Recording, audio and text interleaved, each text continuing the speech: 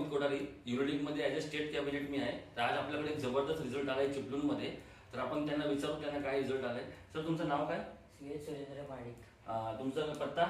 खेडी कदतेवाडी चिपळूण. सर तुम्हाला हे युरोलिंकचे प्रोडक्ट वापरण्याच्या अगोदर तुम्हाला काय त्रास होता? कावीळ आणि जॉन्डिस आणि diabetes.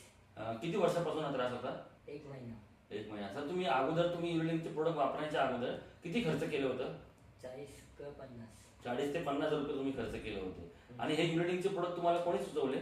Sameer sir. Sameer sir. आणि आता किती महिने झाले हे प्रोडक्ट यूज करून? 1 महिना. 1 महिना.